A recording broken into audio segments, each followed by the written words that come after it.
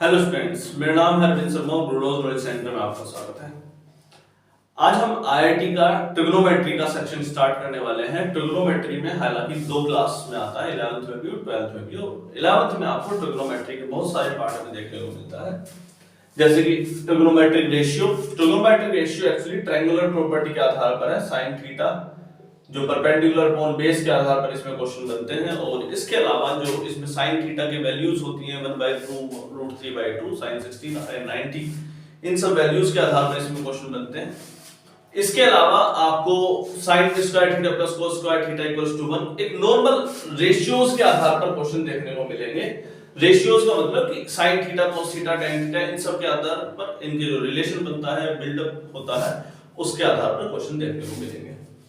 एक इसके बाद में आता है कंपाउंड एंगल्स और मल्टीपल ऑफ एंगल, जैसे कि sin a प्लस बी आपको देखने को मिल जाता है, sin a plus B sin a minus B. हालांकि ये ट्रांसफॉर्मेशन में भी आपका आता है, sin a प्लस बी या tan a प्लस बी वाले जो केसेस आते हैं वो जो आते हैं वो आपके कंपाउंड एंगल्स में आते हैं, इसमें एक या एक से ज्यादा एंगल बनते हो। ये दूसरा चैप्टर ट्रिग्नोमेट्री के आधार पर बनता है जो आईआईटी में बनता है। ठीक, इसके बाद में आता है जो तीसरा चैप्टर है वो है multiple angles, multiples of angle. Multiples of angle मतलब किसी एंगल का मल्टीपल कर देना, जिसमें जो सवाल आते हैं आपके sin 3a cos 3a या tan a tan 2a, ये वाले क्वेश्चन आपको देखने को मिलते हैं। या इससे रिलेटेड डिफिकल्ट से डिफिकल्ट या अच्छे या नॉर्मल क्वेश्चन भी आपको देखने को मिलती है, उसमें आधार पर हम चर्चा करेंगे। ठीक, इसके बाद जो फोर्थ केस ट्रांसफॉर्मेशन का आता है, वो फोर्थ केस हम जानते हैं या जान चुके हैं।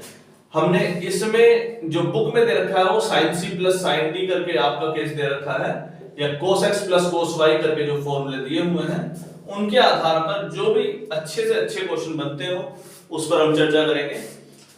लास्ट केस जो आपका बनता है वो है आपका ट्रिग्नोमेट्रिक इक्वेशन। और ट्रिग्नोमेट्रिक इक्वेशन जानते हैं, जब आप sin x sin y या cos x cos y वाला केस बनता है और आपके कुछ जनरल सॉल्यूशन बनते हैं, और उन जनरल सॉल्यूशन पे हम चर्चा करते हैं कि वो सॉल्यूशन क्या आने वाला है। 2n पाई प्लस माइनस का y, ये आपके ट्रिग्नोमेट्रिक इक्वेशन के आधार पर बन पाएंगे। ठीक, तो हम इसमें करेंगे कैसे? पहले हम इसमें से हर एक पार्ट का आईआईटी का कॉन्सेप्ट क्लियर करेंगे। पहला केस जैसे ट्रिग्नोमेट्रिक रेशियो है, तो पहले मैं इसके कॉन्सेप्ट को पढ़ाऊंगा, फिर इसके ऊपर कम से कम 50 सवाल करेंगे, फिर कंपाउंड एंगल्स, फिर कम से कम इसके ऊपर 50 सवाल करेंगे। और वैसे ही मैं पर्टिकुलरली जितने भी मिनिमम या मैक्सिमम क्वेश्चन हो पाएंगे 30 40 50 सवाल या 100 सवाल भी, उतने क्वेश्चन हम मेंस के करेंगे। उसके बाद इन सभी पर एडवांस के क्वेश्चन करेंगे। तो एक बल्क में क्वेश्चन का हमारे पास भंडार भरने वाला है बहुत जल्द ही ट्रिग्नोमेट्री का, और वो हम स्टार्ट करने वाले हैं। चलिए, आई होप सो कि आपको समझ में आया हो कि कैसे करने वाले हैं। तो पहले इन सभी के कॉन्सेप्ट पर चर्चा करेंगे 1 बाय 1, और उसके तुरंत बाद ही उस पर न्यूमेरिकल भी करने स्टार्ट कर देंगे। तो इसकी वीडियो मिलेगी कहां? जो ट्रिग्नोमेट्री के कॉन्सेप्ट मिलेंगे या सेट्स के कॉन्सेप्ट मिलेंगे फंक्शन के, तो उसके लिए प्लेलिस्ट में एक अलग वीडियो तैयार होगी, प्लेलिस्ट तैयार हो रखी है। वेरी वेरी रिक्वायर्ड कॉन्सेप्ट के आधार पर आईआईटी मेंस के जो क्वेश्चंस हैं वो आपके आईआईटी मेन वाले पार्ट में मिलेंगी, जो आईआईटी एडवांस वाली हैं वो एडवांस वाले ही पार्ट में मिलेंगी, चाहे वो किसी भी नंबर से शुरू हो, 50 से 60 हो या 60 से 70 पर हो, तो उसी के आधार पर भी सवाल मिलेंगे।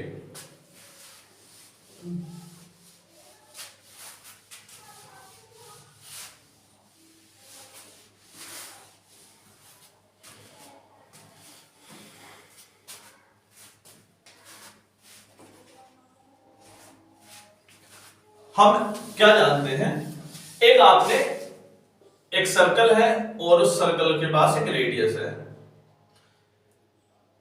और ये अपने सर्कल पर एक एंगल थीटा चलता है और यहां से यहां तक इसे चलने की कोशिश करता है। एक बच्चा ले लीजिए, वो बच्चा यहां से यहां तक चलने की करके जाता है, और यहां से यहां तक जो ट्रेवल करता है, इस लंबाई को जो इसे ट्रेवल किया उसे आप बोलते हैं आर्क लेंथ, आर्क लेंथ, और ये आप बोलते हैं रेडियस। और यहां से एक और रिलेशन बन करके आता है थीटा, थीटा एंगल या angle subtend, angle subtend equals to arc length upon radius. ठीक, ये एक फॉर्मूला आपके सामने बनकर आता है। यहां पर जो एंगल होता है वो रेडियन में होता है। किसमें? रेडियन में। ठीक, कोई दिक्कत तो नहीं है। एक रेडियन में कितने डिग्री होते हैं? एक डिग्री में कितने रेडियन होते हैं? तो एक डिग्री में pi upon 180, pi upon 180 radian होते हैं। रेडियन को हम सी से भी डिनोट कर देते हैं बेटा।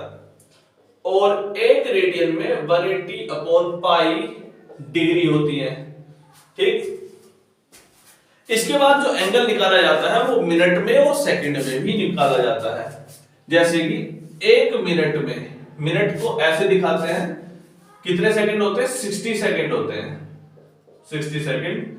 और अगर एक डिग्री की बात करूं तो एक डिग्री में 60 मिनट होते हैं, एक डिग्री में 60 मिनट होते हैं और एक मिनट में 60 सेकंड्स होते हैं। क्लियर है? बहुत आसानी से समझ में आ रहा है।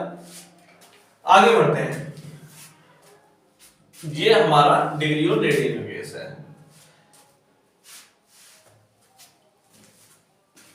अगर कोई केस लेकर के चले तो आपको आसानी से समझ में आ सकता है। जैसे कि 5 पाई अपॉन 12, ये एंगल जो दिया हुआ है ये रेडियन में दिया है। इसे आप डिग्री में कन्वर्ट करें तो आप इसे आसानी से कर सकते हैं। 5 पाई बाई 12 को, ये क्योंकि रेडियन में है तो इसे डिग्री में कन्वर्ट करने के लिए आप इसमें 180 अपॉन पाई करेंगे और पाई से पाई कैंसिल हो जाएगा। 5 इंटू 180 अपॉन 12, 12 एकम 12, 6 18, 12 पंजे 60, 5 इंटू 15, ये कितना आया? 75 डिग्री आया। कितना आया?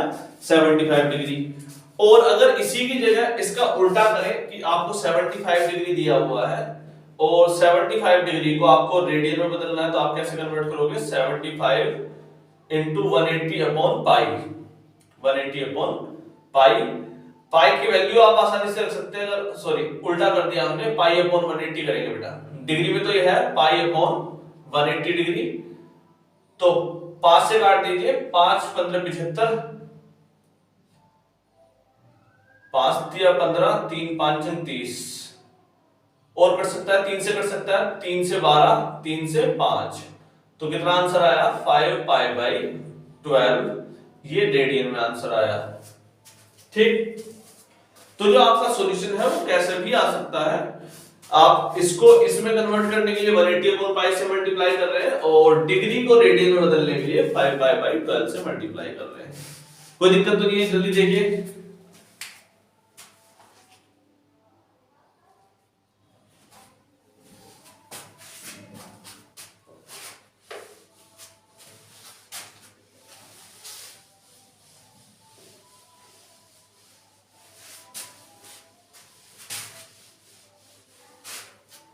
इसके अलावा जो आपको फॉर्मूले देखने को मिलते हैं वो है, एक पाई की जो वैल्यू होती है वो होती है 22/7 और आइडियल आंसर इसका 3.14 और भी लेकर के चलते हैं, 3.14। ठीक है बेटा, पाई की वैल्यू कितनी आई? 22/7 या 3.14, ये आपको एक टर्म और देखने को मिल जाती है। ठीक, इसके अलावा जो हम इस चैप्टर में ट्रिगोनोमेट्रिक रेशियो में देखने को पढ़ने को मिलते हैं वो है फॉर्मूले जो आप ऑलरेडी एग्जिस्ट करके देख चुके हो। जैसे कि cos theta equals to 1/sec theta. लेकिन अब से आप इस फॉर्मूले को ऐसे ना देख करके कुछ इस प्रकार से भी देखने की आदत डालें कि sec theta into cos theta equals to 1 होता है। क्या? 1। ये तो हमने सबने देखा है। cos theta equals to 1/sec theta, cos theta equals to 1/sec theta, वही केस मैंने भी लिखा है। लेकिन अगर आपको इसका आइडियल आंसर चाहिए तो वो थीटा एक वैल्यू को दिखाता नहीं है। कौन सी वैल्यू को नहीं दिखाता है वो बताओ? कि ये वाली जो टर्म है वो जीरो नहीं हो सकती। नीचे वाली टर्म कैसी नहीं हो सकती? जीरो नहीं हो सकती। वैसा ही केस है दूसरा वाला भी। जैसे आप जानते हैं कोसेक थीटा किसके इक्वल? 1/sin थीटा के। और आप यहां से लिख सकते हैं आसानी से sin theta into cosec theta equals to 1। इसी प्रकार से आप एक और टर्म लिख सकते हैं tan theta into cot theta equals to 1। ये आपके सामने तीन केसेस आपके सामने बने। इन केसेस को देखिए, ये आपने पढ़े हुए हैं पहले।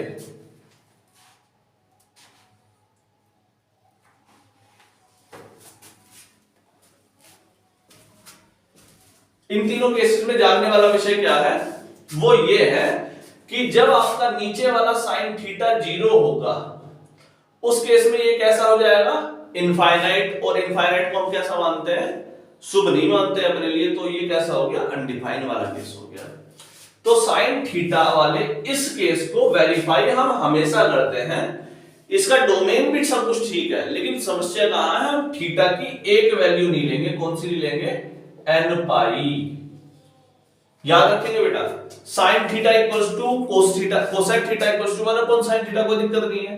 लेकिन आज के बाद आपको जो टर्म याद रहनी चाहिए, इसमें एक टर्म और नहीं लेंगे, theta not equals to n pi. ठीक, क्योंकि एन पाई पर 3 पाई कोस 4 पाई 5 पाई पर साइन थीटा कैसा होता है, 0, और उस केस में अनडिफाइंड वाला केस है। क्लियर है। सेक थीटा और कोसेक थीटा, सेक थीटा या कोस थीटा 0 कब होते हैं, वो होते हैं एक ओड टर्म पर π/2 आने पर। याद नहीं है, मैं याद दिलवा देता हूं, 0 π/2, 3 π/2 माइनस π/2 माइनस 3 π/2 माइनस 5 π/2।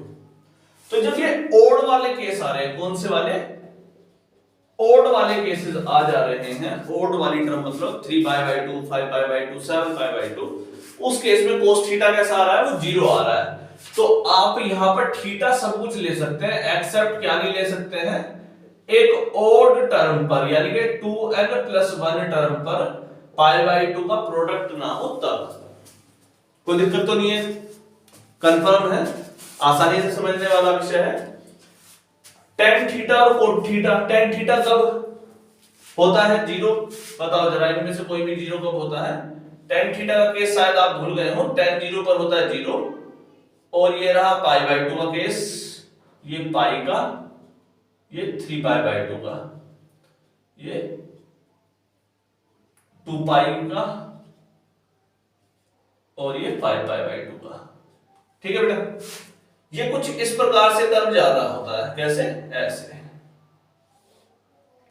इसके बाद फिर से कुछ इसी प्रकार से कर्व जा रहा होता है, इसके बाद फिर से कुछ इसी प्रकार से कर्व ये जा रहा होता है।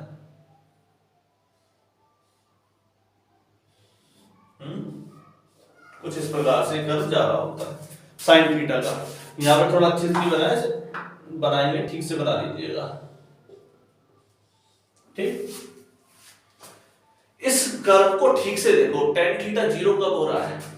अब आप बोलेंगे कि सर ये तो यहां पे 0 हो रहा है, कहां पर, यहां पर, यहां पर, यहां पर, लेकिन इनफाइनाइट कब हो रहा है, π/2 π/2 π/2, कौन सी वाली, π/2 3 π/2 5 π/2। तो ये केसेस कब इन्वॉल्व नहीं हो पा रहे, जब ओड टर्म पर, कहां है, π/2 पर है tan थीटा या cos थीटा, तो ये कब वैलिड नहीं हो रहा है, 2n+1 π/2 पर, क्योंकि 2n+1 π/2 पर थीटा अपने आप को ही इनफाइनाइट दिखा देता है, और उस केस में वो वैलिड नहीं है। क्लियर है। तो आज के बाद आप इस टर्म को कुछ इस प्रकार से याद कर सकते हैं आसानी से, 1/tan थीटा। क्लियर है बेटा। इसके अलावा हमने जो फॉर्मूले पढ़ने हैं वो सिंपल से फॉर्मूले जो आप ऑलरेडी एग्जिस्ट कर चुके हैं, पढ़ चुके हैं। देखो, sin square theta equals to sin square theta plus cos square theta equals to 1, पहला केस, कोई दिक्कत तो नहीं है। अगर आपको लिखना हो sin square theta equals to 1 minus cos square theta, तो अगर आप यहां पर a square minus b square का फॉर्मूला भी चलाएं तो अभी आपको कुछ देखने को मिल सकता है, ऐसे भी 1 माइनस cos थीटा और 1 प्लस cos थीटा, तो वो किसके इक्वल आएगा, sin स्क्वायर थीटा के। ये भी आपको एक केस देखने को मिल जाता है। ठीक, और ठीक इसी प्रकार इसका रिवर्स भी देखने को मिल जाता है। cos स्क्वायर थीटा को इधर ही रोक दो तो क्या आ जाएगा 1 माइनस साइन स्क्वायर थीटा। और उसी प्रकार से आप इसे भी लिख सकते हो 1 माइनस साइन थीटा और 1 plus cos theta, 1 plus sine theta, 1 minus sine theta और 1 प्लस साइन थीटा। आज इसी प्रकार से सिमिलर बिहेवियर से इसे भी लिख सकते हैं। ठीक, इसके अलावा आपको जो एक और फॉर्मूला देखने को मिलता है वो आपने पढ़ा हो 1 plus tan square theta equals to sec square theta. Class 10th के फॉर्मूले दोहरा रहा हूं मैं, 11th क्लास पर भी है 10th में भी है। 1 plus tan square theta equals to sec square theta. Tan square theta को इधर ले जाते हैं, sec square theta minus tan square theta equals to 1। A square minus B square का फॉर्मूला आप चाहें तो यहां लगा सकते हैं, और लगाएंगे तो आपको क्या देखने को मिलेगा, देखो जरा, sec theta minus tan theta और sec theta plus tan theta equals to 1। एक केस यहां पर ये देखने को मिला। इसके अलावा 1 plus cot square theta equals to cosec square theta, ये भी आपने एक फॉर्मूला देखा, कौन सा, 1 plus cot square theta equals to cosec square theta. ठीक, यहां से 1 आपको देखने को मिल सकता है cosec square theta minus coat square theta. तो यहां पर भी ए स्क्वायर माइनस बी स्क्वायर का फॉर्मूला देखने को मिल रहा है, तो इसे अगर हम लिखने की कोशिश करें तो cosec theta minus cot theta bracket में cosec theta plus cot theta equals to 1। ये एक आपको केस देखने को मिल जाता है। क्लियर हो रहा है? देखो जल्दी,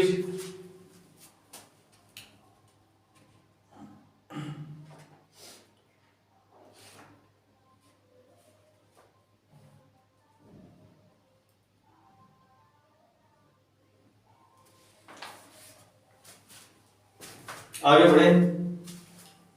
क्लियर हो गया बेटा? कम से कम इतनी चीजें आपको मुंह जवानी रटी होनी चाहिए, पढ़ी होनी चाहिए, आपकी देखनी होनी चाहिए। आगे बढ़ते हैं।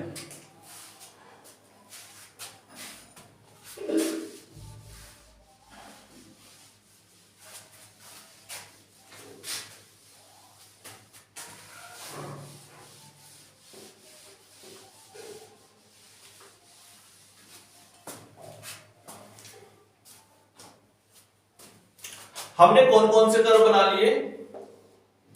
एक तो ये कोस थीटा का बना लिया है, एक टेन थीटा का बन गया है, एक साइन थीटा का और बना ले। साइन थीटा का कर्व, साइन थीटा बहुत बार बनाया है, 0 pi by 2 pi, 3 pi by 2 2 पाई,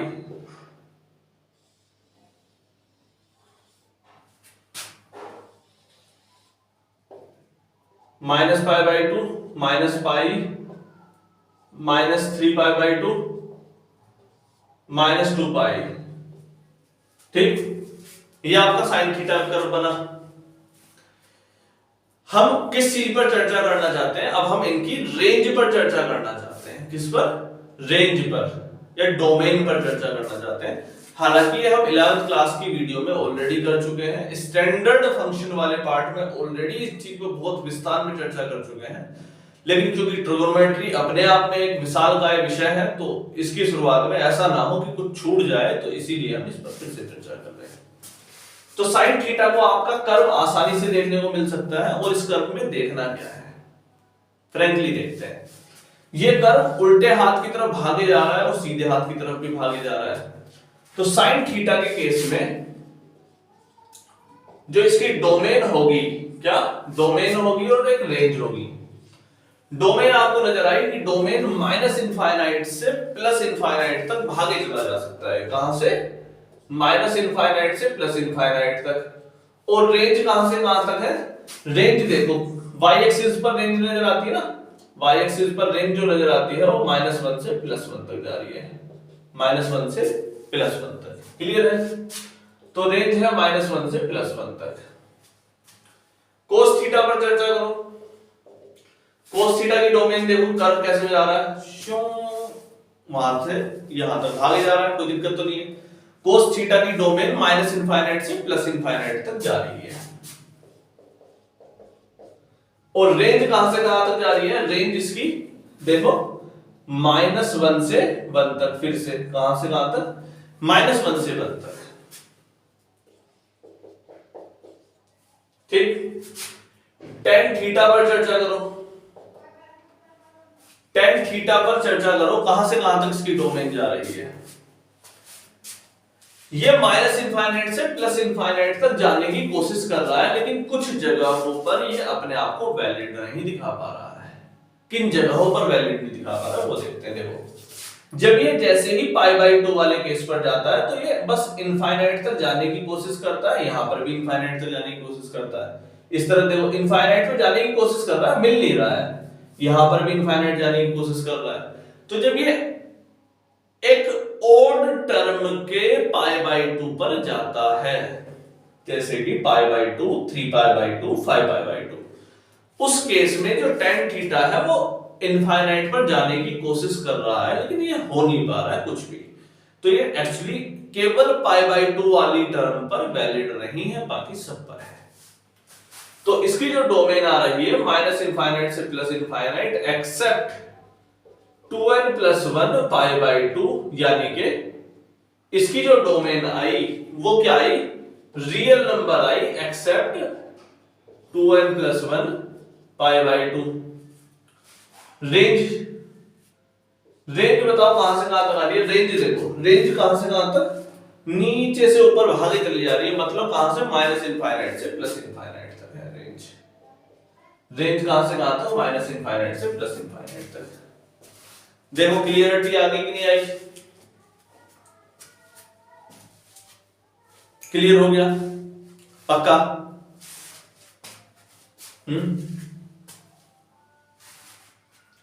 देखिए बेटा थोड़ा जल्दी से, फिर आगे बढ़ते हैं।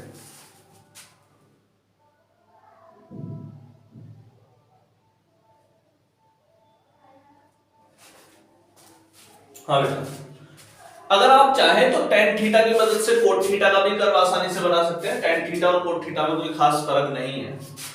आप जानते हैं कि cot थीटा क्या होता है? 1/tan theta. तो जहां पर tan 0 हो रहा होगा उस जगह पर cot कैसा हो रहा होगा? इनफाइनाइट। ये बात आसान है। और जहां पर tan इनफाइनाइट हो रहा होगा वहां cos कैसा हो रहा होगा? 0। कोई दिक्कत तो नहीं है। इसी कर्व को cot में कन्वर्ट करने की कोशिश करते हैं।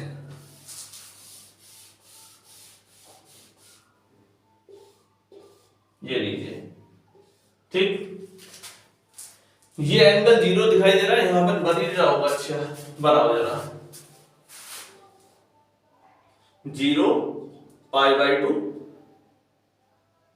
पाई 3π/2 2π 5π/2 -π/2 -π -3π/2 -2π। हाँ बेटा, जब tan थीटा 0 हो रहा होगा उस समय पर cot थीटा कैसा होगा? इनफाइनाइट। मतलब 0 के केस में जो cot थीटा है वो कैसा हो रहा होगा? इनफाइनाइट। 0 के केस में कैसा हो रहा होगा? इनफाइनाइट। और π/2 जब वो इनफाइनाइट पर है तो कैसा हो रहा होगा? वो 0 पर आ रहा होगा। जब वो किस समय पर होगा? 0 पर। इस पर इनफाइनाइट पर होगा। और जब वो पाई पर आएगा फिर से वो इनफाइनाइट पर जाने की कोशिश करने की इच्छा रख रहा होगा। क्लियर है?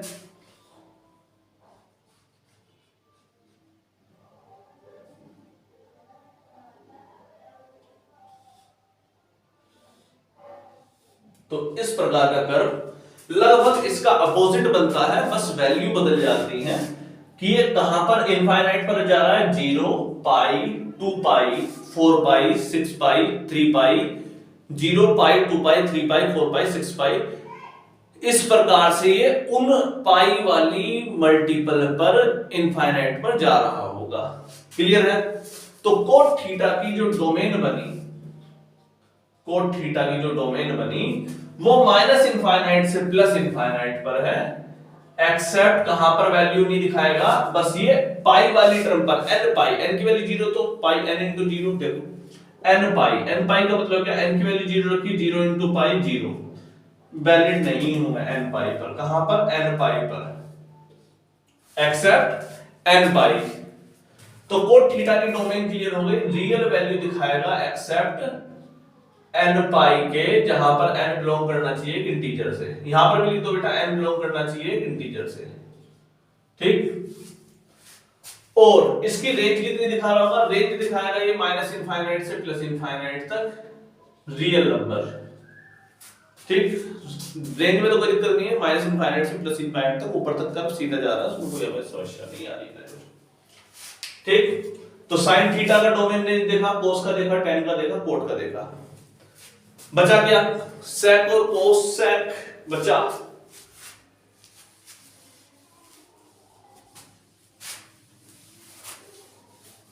टेन हटा दो, कोट भी हटा दो, कोसेक बना के देख लो। इसी कर्व पर बनाएंगे वरना कुछ ज्यादा कंफ्यूजन हो सकती है। जीरो यहां पर पाई बाई टू, तो यहां पर पाई बाई टू लगा देते हैं, यहां पर पाई बना देते हैं, यहां पर 3 पाई बाई टू, यहां पर 2 pi, minus pi by two, minus pi, minus 3 pi by two, minus का 2 पाई, ठीक। कोसेक थीटा में और साइन थीटा में रिलेशन क्या है? हम जानते हैं कोसेक थीटा होता है 1 अपॉन साइन थीटा। तो जब साइन 0 होगा उस केस में कोसेक थीटा कैसा होगा? इनफाइनाइट। तो यहां पर जहां कोसेक थीटा ये क्या हो रहा होगा? 0, साइन थीटा कैसा हो रहा होगा? 0, तो वहां पर कोसेक थीटा कैसा होगा? इनफाइनाइट पर। कहां होगा? इनफाइनाइट पर, इनफाइनाइट कहीं ऊपर ही। और जहां पर साइन थीटा होगा 1, जहां पर साइन थीटा होगा 1, तो कोसेक थीटा कैसा होगा? Cosec theta equals to 1 upon 1 कैसा हो गया? 1। तो साइन थीटा 1 है पाई बाई 2 पर लो, तो हमने भी यहां पर भी 1 ही बना दिया। कोसेक थीटा क्या बना दिया? 1, ठीक है। और इसके बाद में 0 जहां पर हो रहा होगा, 0 कहां पर हो रहा है? यहां पर। तो यहां पर ये केस कैसे निकल जाएगा? ऐसे निकल जाएगा। कैसे? ऐसे निकल रहा होगा, दिखाई दे रहा है? मतलब ये दिखाई नहीं दिया होगा थोड़ा सा, एक्चुअली कर्व यहां से ऐसे जा रहा है, शू शू। अब अगर यहां पर ये -1 है तो वहां पर ये कैसा हो रहा होगा? जब साइन थीटा -1 होगा तो कोसेक थीटा कैसा होगा उस समय पर? 1 अपॉन -1 यानी कि -1। तो लो -1 पे बना दिया कर्व, ये रहा -1 पर कोसेक थीटा। जब ये नेगेटिव में 0 हो जा रहा होगा, इस तरफ 0 हो रहा होगा, कौन सा वाला केस? यहां पर 0, यहां पर 0, तो ये पीछे की तरफ जा रहा होगा, इनफाइनाइट की तरफ। कर्व कैसे गया? ये। तो जैसा कर्व ये यहां से गया ऊपर की तरफ भी ऐसे ही गया है कोसेक का। इसके बाद में फिर से यहां पर कैसा आ जाएगा? फिर से ऐसा आ जाएगा कर्व, फिर से ऐसा जाएगा कर्व। नजर आ रहा है हम क्या कर रहे हैं? ये कोसेक का बना रहे हैं ग्राफ। तो कोसेक के केस में जो डोमेन आया वो कहां से कहां तक आया? डोमेन, डोमेन देखिए कहां से कहां तक आ रहा है।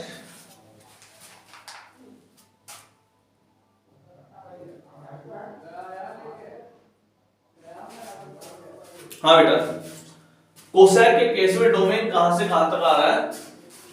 कोसेक थीटा ने बोला कि मैं सभी वैल्यू में वैल्यू दिखाऊंगा, एक्सेप्ट कब नहीं दिखाऊंगा? जब ये 0 होगा। और साइन थीटा 0 कब होगा? जब वो पाई पर होगा, n पाई पर। तो कोसेक थीटा की वैल्यू जो आएगी वो माइनस इनफाइनाइट से प्लस इनफाइनाइट तक, एक्सेप्ट कब नहीं आएगी? जब वो n पाई पर होगा और n बिलोंग करेगा इंटीजर से। क्लियर है? देखिए जल्दी,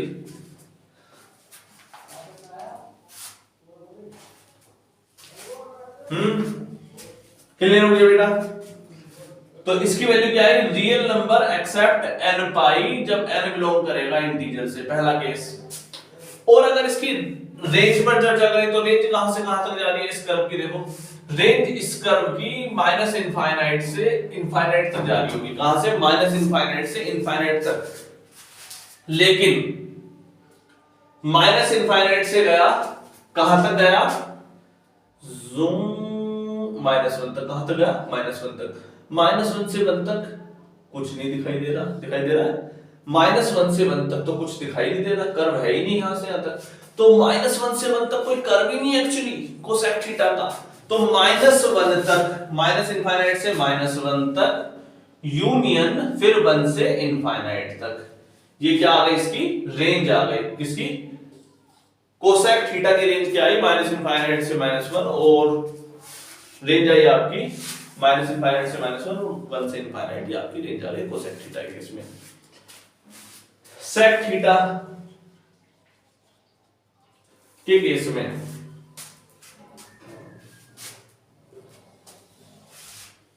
सेक थीटा कोसेक थीटा का बिल्कुल रिवर्स ही मानो, जहां पर ये पॉजिटिव कवर, यहां पर भी कोसेक सेक थीटा कैसा हो जाएगा, देखो जरा, बस कोसेक की जगह क्या रख दो सेक, और साइन की जगह पर क्या रख दो कोस,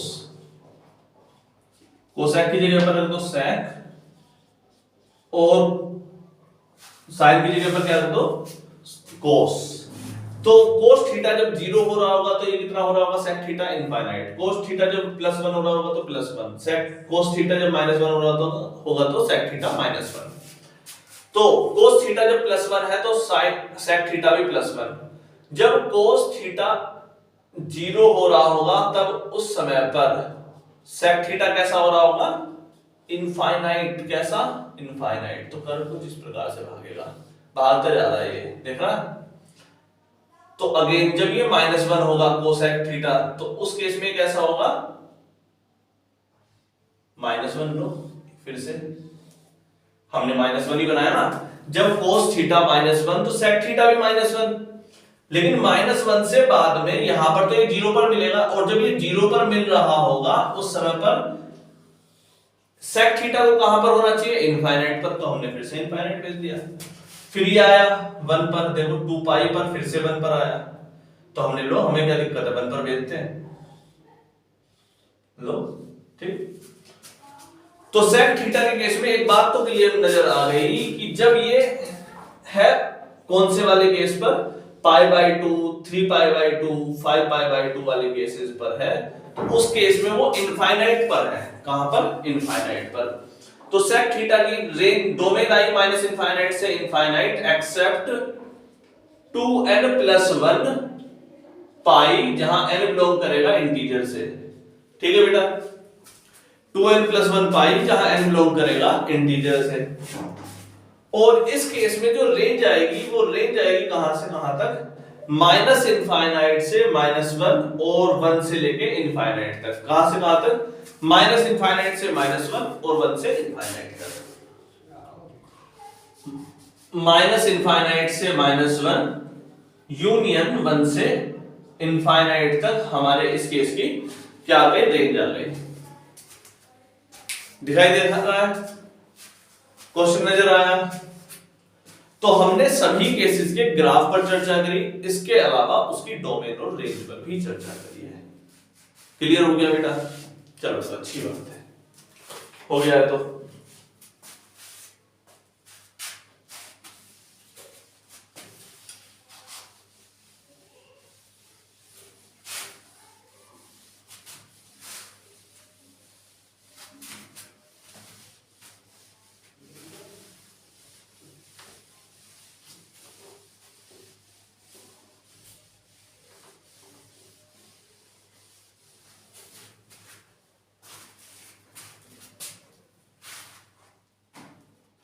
हाँ बेटा, हमारे पास क्वाड्रेंट होते हैं 4, ये बात तो हम जानते हैं। 2D प्लेन में कितने क्वाड्रेंट होते हैं, 4। इसे आप फर्स्ट क्वाड्रेंट कहते हैं, इसे सेकंड बोलते हैं, इसे थर्ड बोलते हैं, और इसे फोर्थ। इस क्वाड्रेंट में जितने भी साइन की वैल्यूज होती है, साइन, कोस, टेन, कोसेक, सेक, कोट, सारे एंगल पॉजिटिव होते हैं। दूसरे वाले में साइन थीटा और कोसेक थीटा दो पॉजिटिव होते हैं। तीसरे वाले में टेन थीटा और कोट थीटा पॉजिटिव होते हैं। और फोर्थ वाले में सेक थीटा और कोस थीटा पॉजिटिव होते हैं। ठीक, तो जब आपने 2D प्लेन पर चर्चा करी थी तो ये भी बोल देना चाहिए था सर आईआईटी का पढ़ा रहे हो तो ये भी बताओ क्यों होते हैं। भाई पॉजिटिव होते क्यों है ये भी तो पता होना चाहिए, क्लियर अंदाजा होना चाहिए, सीधी सी बात है। तो ऐसा करते हैं कि एक कोऑर्डिनेट बनाते हैं, एक सर्कल बनाते हैं। क्या बनाया? एक सर्कल। ठीक, सर्कल के अंदर एक ट्रायंगल बना लेते हैं, एक छोटा सा ट्रायंगल, ये लो। इसे हम बेस कह देते हैं, इसे हाइट। ये तो बेस ही होगा। मान लीजिए इसका बेस है b और हाइट है h, तो ये क्या हो गया पॉइंट b, h। अगर मान लेते कि b 2 है और h 3 है, या फिर b 3 ले लेते हैं, h 4 ले लेते हैं, b 3 h 4 बेस और परपेंडिकुलर बोलते हैं। b3 और p4, b और p ले के चलते हैं, ज्यादा बेहतर विकल्प रहेगा। ठीक है, ठीक है बेटा, ये एंगल थीटा मान के चलेंगे, कोई कंफ्यूजन तो नहीं है। एक को लिया है, एक को b, एक को p, b base, p perpendicular. आंकड़े के लिए b हमने x एक्सिस पर 3 ली है और y पर 4 ली है। ठीक है, कोई कंफ्यूजन तो नहीं है। सेम ट्रायंगल हम सेकंड क्वाड्रेंट में बनाते हैं, सेम साइज का। b कितना हो जाएगा यहां पर? b यहां पर -3 हो जाएगा। b कैसे क्वाड्रेंट में है? दूसरे क्वाड्रेंट में -p, और हाइट क्योंकि ऊपर वाले में है तो h ऊपर वाले में कैसे लेते हैं? पॉजिटिव।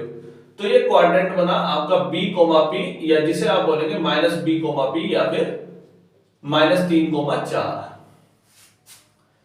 तीसरे क्वाड्रेंट में चर्चा करें।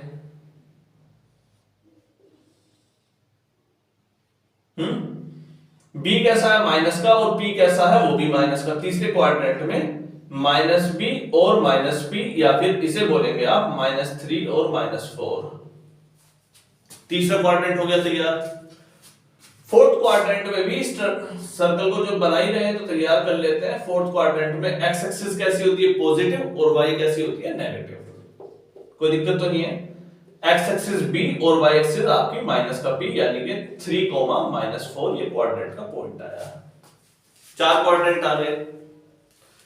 चारों क्वाड्रेंट में आप sine theta, cos theta, tan theta लगा करके चेक कर लीजिए। फॉर एग्जांपल चलो साइन थीटा लगाते हैं हम क्या जानते हैं? साइन थीटा क्या होता है? Perpendicular upon hypotenuse. हाइपोटेन्यूस यही होता है। बेस और परपेंडिकुलर का स्क्वायर रूट क्या आता है? हाइपोटेन्यूस। हाइपोटेन्यूस क्या आता है? एक्चुअली बेस का स्क्वायर प्लस परपेंडिकुलर का स्क्वायर। यहां के केस में अगर 3 और 4 है तो 3 का स्क्वायर प्लस 4 का स्क्वायर कितना आ गया? 25, और ये कितना आ गया? 5। कितना आ गया? 5। तो हाइपोटेन्यूस हम एक बात जानते हैं, हाइपोटेन्यूस क्योंकि स्क्वायर रूट के अंदर से निकलता है, इसी वजह से हाइपोटेन्यूस को आप नेगेटिव नहीं बोल सकते। हाइपोटेन्यूस कैसा आएगा? स्क्वायर रूट के अंदर से बाहर निकला है तो पॉजिटिव आएगा, सीधी सी बात है। तो हाइपोटेन्यूस 5, 5, 5 और 5, कोई दिक्कत नहीं है। साइन थीटा पहले केस में बताओ, परपेंडिकुलर कैसा? फर्स्ट क्वाड्रेंट में, फर्स्ट क्वाड्रेंट में साइन थीटा कैसा आया? Perpendicular 4, hypotenuse 5। दूसरे क्वाड्रेंट में परपेंडिकुलर 4, हाइपोटेन्यूस 5। तीसरे क्वाड्रेंट में परपेंडिकुलर -4, हाइपोटेन्यूस 5। फोर्थ क्वाड्रेंट में परपेंडिकुलर -4 और हाइपोटेन्यूस 5। क्लियर हुआ? हमने क्या कहा? हमने सिर्फ कोऑर्डिनेट ज्योमेट्री बनाई है जो 10th क्लास में हमने पढ़ी है। परपेंडिकुलर की वैल्यू देखो यहां माइनस में नहीं जा रही क्या? थर्ड क्वाड्रेंट है, बिल्कुल नीचे जा रहा है। फोर्थ क्वाड्रेंट में नीचे जा रहा है। तो जब थर्ड और फोर्थ क्वाड्रेंट में परपेंडिकुलर नेगेटिव में चला गया, इसी वजह से थर्ड और फोर्थ क्वाड्रेंट में साइन थीटा कैसा है? नेगेटिव, और ऊपर वाले दोनों में कैसा है? पॉजिटिव। कोस थीटा बताओ। चलो साइन थीटा पर हो गई, कोस थीटा बताओ। बेस अपॉन हाइपोटेन्यूस, क्योंकि साइन थीटा और कोसेक थीटा एक दूसरे के रिवर्स में है। आप जानते हैं कोसेक थीटा क्या होता है? 1 अपॉन साइन थीटा, और 1 अपॉन साइन थीटा का मतलब 1 अपॉन p अपॉन h, और hypotenuse upon perpendicular. Hypotenuse upon perpendicular क्या हो गया यहां पर? कोसेक थीटा कितना हो जाएगा? 5/4। इस केस में सेकंड क्वाड्रेंट में कितना आ जाएगा? 5/4। इस केस में कितना आ जाएगा? -4, 5/4। इस केस में कितना आ जाएगा?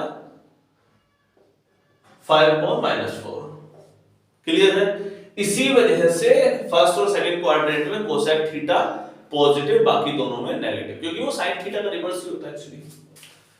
कोस थीटा देखो base upon hypotenuse, base upon hypotenuse. Base first quadrant में कैसा 3 और हाइपोटेन्यूस 5। सेकंड क्वाड्रेंट में हाइपोटेन्यूस कैसा, बेस कैसा -3 और हाइपोटेन्यूस कितना 5 दिखाई दे रहा है, -3/5। सेकंड क्वाड्रेंट पर चर्चा कर रहे हैं, फर्स्ट क्वाड्रेंट था। थर्ड क्वाड्रेंट पर चर्चा करें तो बेस कैसा -3 और 5। फोर्थ क्वाड्रेंट पे चर्चा करें तो कैसा 3 और 5। तो केवल फोर्थ क्वाड्रेंट में पॉजिटिव है और केवल फर्स्ट क्वाड्रेंट में पॉजिटिव है बेस, और बाकी सब में सेकंड में और फोर्थ में कैसा है माइनस में। इसी वजह से कोस थीटा सेकंड में और आपका थर्ड में दोनों में कैसा आ रहा है नेगेटिव, और कोस नेगेटिव तो सीधी सी बात है सेक भी नेगेटिव, तो सेक और कोस ऐसे इन दोनों में कैसे आ रहे हैं पॉजिटिव। क्लियर है? अगर tan थीटा निकालना है तो आप क्या करेंगे, बस sin theta upon cos theta रखिए, tan थीटा की वैल्यू आएगी। या tan थीटा अगर आपको निकालना है तो परपेंडिकुलर अपॉन बेस रख सकते हैं, क्या परपेंडिकुलर अपॉन बेस। परपेंडिकुलर कितना 4 और बेस कितना 3, 4/3 दोनों पॉजिटिव, एक पॉजिटिव एक नेगेटिव, तो नेगेटिव आ रहा है सेकंड क्वाड्रेंट में। थर्ड क्वाड्रेंट में ऑब्जर्व करो डायरेक्टली बिना देखे, परपेंडिकुलर नेगेटिव, बेस कितना वो भी नेगेटिव, तो थर्ड क्वाड्रेंट में इसी वजह से पॉजिटिव आए हैं कि इसमें परपेंडिकुलर भी नेगेटिव है और बेस भी नेगेटिव है। इसी वजह से नेगेटिव से नेगेटिव कट गया तो परपेंडिकुलर और बेस दोनों पॉजिटिव आ गए। तो थर्ड क्वाड्रेंट में इसी वजह से tan थीटा पॉजिटिव आया है, फोर्थ क्वाड्रेंट में तो नेगेटिव आ ही जाएगा। तो 4 क्वाड्रेंट हमने पढ़े, किस क्वाड्रेंट में क्यों पॉजिटिव आया है और क्यों नेगेटिव, ये आपको डिटेल में बता दिया है। आई होप कि आप कभी ना भूलें जीवन भर।